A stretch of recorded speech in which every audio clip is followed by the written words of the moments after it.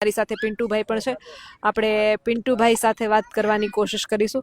પિન્ટુભાઈ, 24 કલાકનો ટાઈમ આપ્યો હતો, આરોપી પકડાયા નથી. મોટી સંખ્યામાં અહીંયા ટ્રેક્ટરોમાં બેસી અને ખેડૂતો પહોંચ્યા છે અને રાતનો સમય છે. મેં બહેનો સાથે વાત કરી, એમણે અહીંયા જ ભોજન લીધું છે અને હજુ રાતવાસો કરવાનું પણ અહીંયા જ છે એવું એ કહી રહ્યા છે. તો શું રાત્રે પણ અહીંયા જ રોકાણ કરવાનું છે? 100% જે અમારી મહિલાઓ કહી રહી છે એ 100% સાચું કહી રહી છે. અમારે રાત્રે અહીં ભોજન લીધું અને આખી રાત પણ અહીં જ રહેવાનું છે, કારણ કે મહિલાઓ એવું કહે છે કે અમારે કોઈને જવું જ નહીં કરે. જ્યાં સુધી આરોપીઓ પકડાવવામાં નહીં આવે ત્યાં સુધી અમે અહીં નહીં ધામા નાખવાના. પોલીસ સ્ટેશનના જ અમારું ઘર અને પોલીસ સ્ટેશનના જ અમારું રસોડું અમે માની અને અમે અહીં નહીં રહેવાના એવું મહિલાઓ કહે છે, જેના લીધે અમે પુરુષો પણ અહીં નહીં રોકાણા છીએ. બીજું, પોલીસ તરફથી તમને કોઈ જવાબ આપવામાં આવ્યો છે? પોલીસ તરફથી માત્ર એક જ જવાબ મળે છે, શોધખોળ ચાલુ છે, શોધખોળ ચાલુ છે. હજુ સુધી બીજો કોઈ રિસ્પોન્સ આવતો નથી.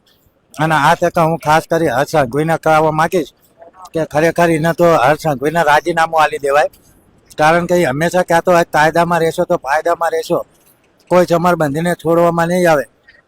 તો જેને શરીરના ઘા ઝીક્યા છે એ ચમરબંધીને આ પોલીસ તંત્ર પકડતું જ નથી અને આ ભાઈને ગૃહ ખાતું એની પાસે છે. તો ખરેખર હર્ષ સંઘવીને રાજીનામું દઈ દેવાય. એટલે હું આ તકે હર્ષ સંઘવીનું જ કહીશ કે રાજીનામું એને દઈ દેવું જોઈએ. બીજું, અહીંયા મોટી સંખ્યામાં ટ્રેક્ટરો પણ છે. શા માટે ટ્રેક્ટરો?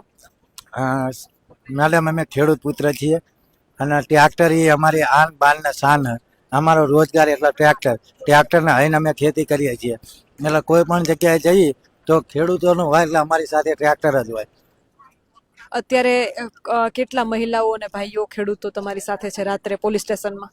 અત્યારે લગભગ 500 થી 600 ની આજુબાજુ અમે આ મહિલાઓ અને પુરુષો સાથે ઘેરાવ કર્યો છે અને હજુ પાછા ગામમાંથી અલગ અલગ ગામમાંથી બીજા પણ પોલીસ સ્ટેશનની અંદર આવી રહ્યા છે અત્યારે. હા, અત્યારે આવી રહ્યા છે. મારે વાત થઈ. હવે રાત્રિનું શું આયોજન છે? રાત્રે આઈને જ રહેવાનું છે.